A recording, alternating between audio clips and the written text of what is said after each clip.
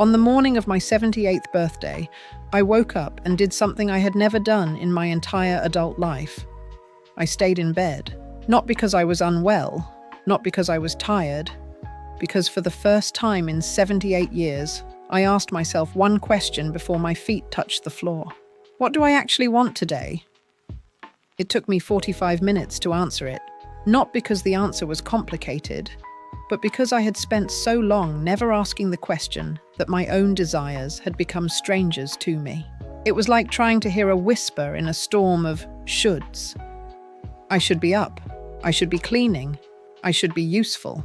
For decades, my life was like a garden where every hedge was perfectly trimmed and every path was paved straight. I am 79 years old now, and looking back, I see I was the world's most diligent gardener of a plot that wasn't even mine. I followed every rule, met every expectation, and kept every promise. Except the one I made to my own soul. I have been responsible, sensible, careful, and safe. I was the lighthouse that never flickered, always there for others to find their way home. But in being the light for everyone else, I realized my own fire had dwindled to a single, lonely spark. A spark buried deep under the cold ash of being good and being right by everyone else's standards. Lying there on the morning of my 78th birthday, I understood with a cold and clarifying certainty that doing everything right had cost me something. It had cost me the wildness of being alive, the part of us that knows how to dance even when there's no music. I couldn't fully name it then, but I felt the weight of its absence like a heavy coat I was finally ready to take off. It was like living in a house with all the windows painted shut. You have shelter, but you've forgotten the scent of the rain. I decided then that my 78th year wouldn't be about being safe. It would be about being found. I was going to find that missing piece, and I was going to take it back, one small rebellion at a time.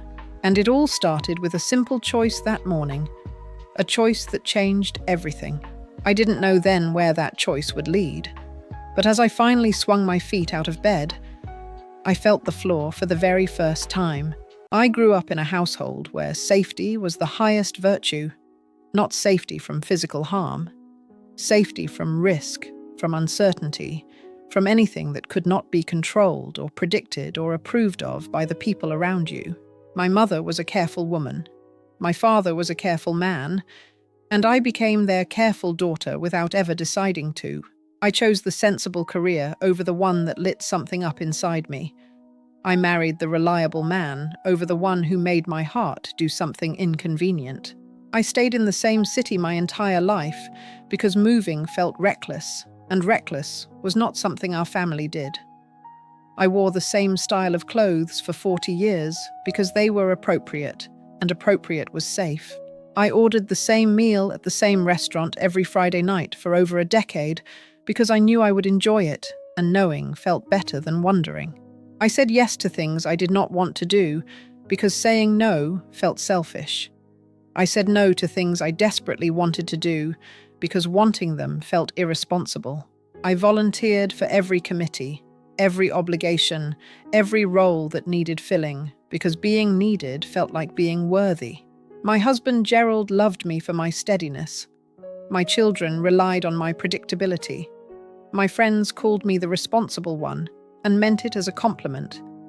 And I accepted it as one for 50 years. Friends meant it as a compliment. "She's so reliable," they'd say, "like a clock that never misses a beat, even when its own internal springs are wound too tight." Gerald passed 4 years ago, and in the quiet that followed, I began to hear something I had never had enough silence to hear before. The sound of all the things I had never done. It was not loud. It was not dramatic. It was just there. A low, persistent hum underneath everything. The accumulated weight of every safe choice I had ever made sitting on my chest in the dark. Like stones gathered one by one until you realize you can't breathe. But the hum was getting louder. And I realized I didn't want to die under the weight of those stones. I wanted to see what was underneath them. The birthday that changed everything started like every other birthday had started for as long as I could remember. It was a morning wrapped in the soft, familiar wool of routine. My daughter called at 8 in the morning, her voice bright and predictable, like the first chime of a clock.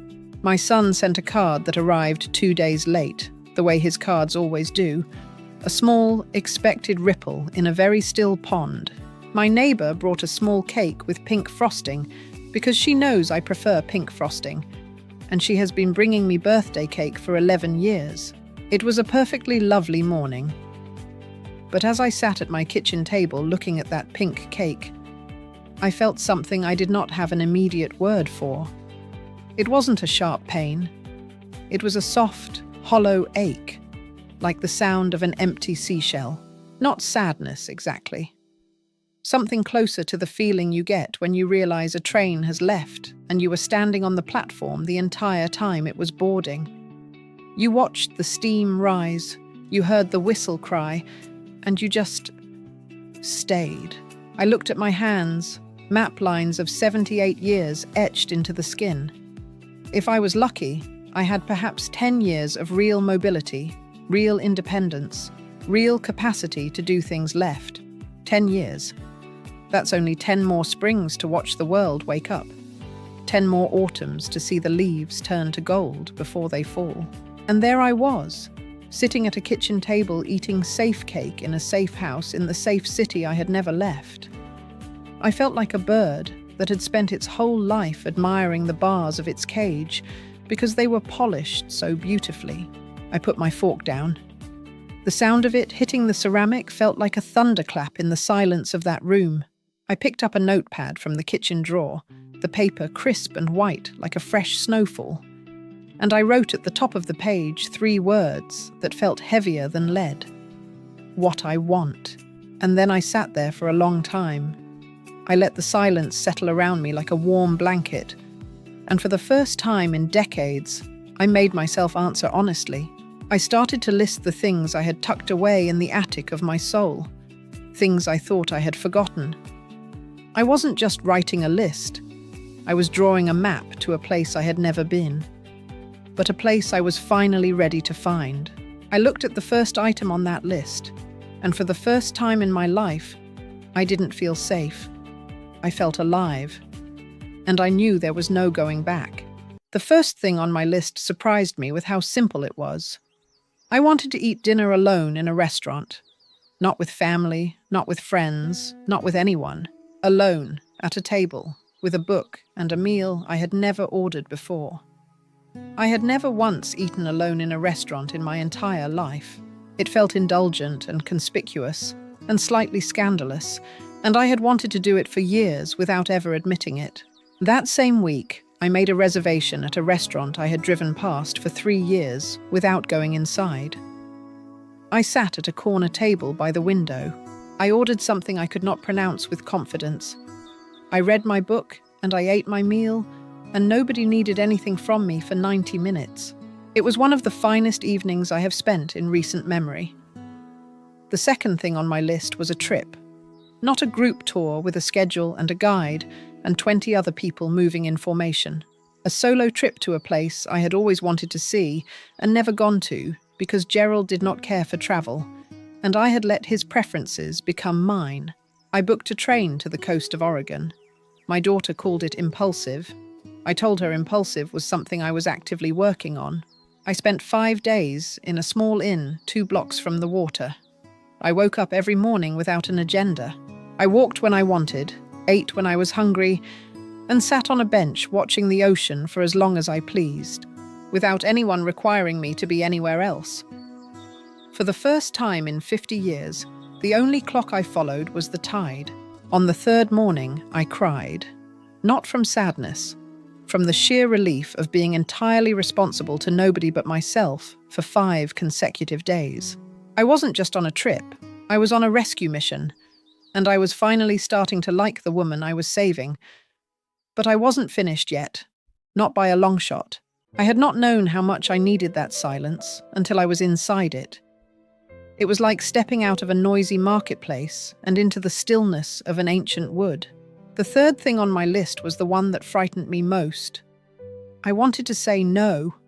not permanently and never unkindly, but clearly, without the elaborate explanations I had always offered to justify my own heart's preferences. It was like learning a new language where the words held the weight of mountains. The first time I tried it was at a committee meeting, a room I had been sitting in for 9 years, mostly out of habit.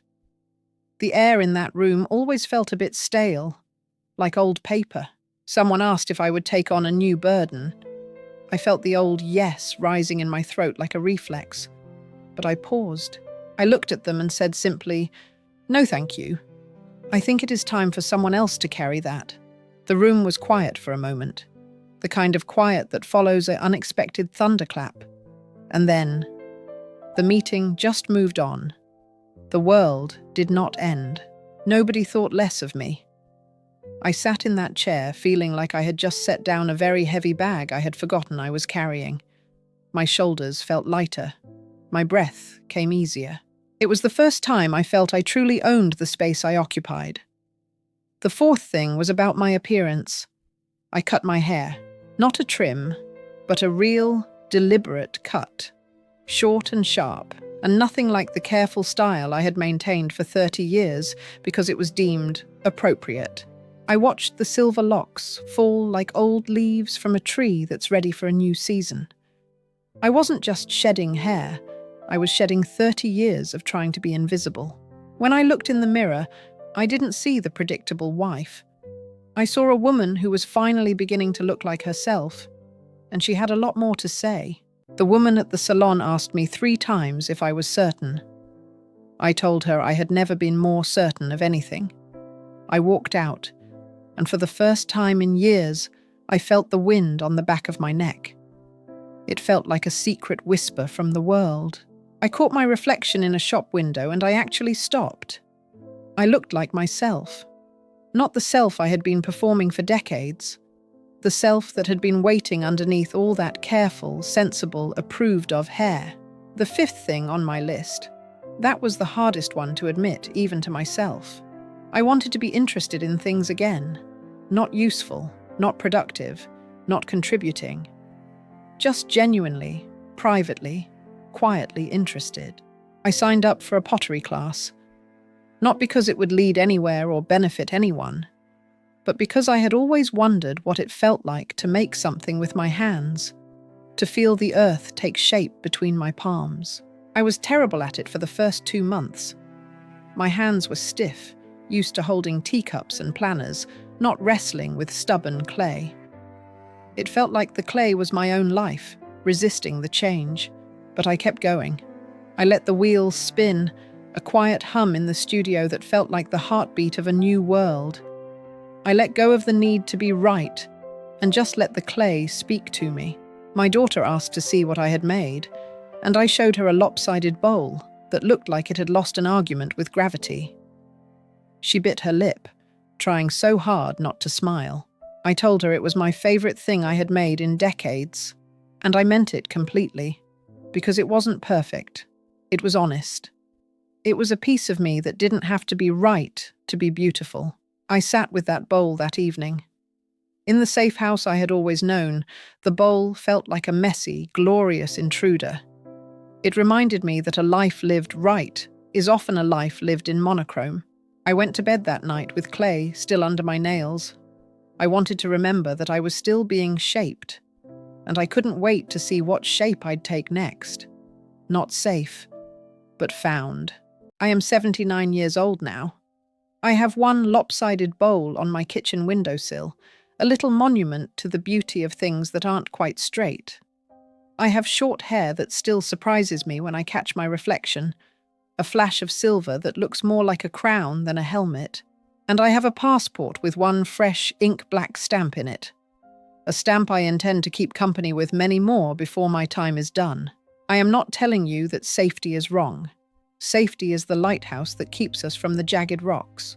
But I am telling you that safety can become a habit so deeply ingrained that you stop being able to tell the difference between a deliberate choice and a quiet reflex.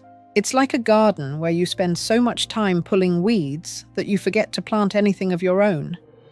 And at some point, the reflex takes over completely. You spend your whole life being very responsible and safe, without ever once asking your own soul if that is actually what you wanted. You become the campfire that keeps everyone else warm, while your own center turns to cold ash. The rebellion I started on my 78th birthday was not loud. It wasn't a roar. It was a whisper that finally got through the noise. It was not dramatic. It did not hurt anyone. It was just a woman at a kitchen table with a pink birthday cake and a notepad, finally asking herself an honest question for the first time in decades. What do I actually want? If you have not asked yourself that question lately, I want to give you the same permission I finally gave myself. You are allowed to want things. You are allowed to be more than a role or a set of expectations. Even now, especially now. The train has not left the platform yet. You can still hear the whistle and feel the steam, but it will not wait forever. If something in this conversation woke a quiet spark in you that has been sleeping for a very long time, subscribe to this channel. Every week, we bring you the stories of people who found themselves late and discovered it was not too late at all.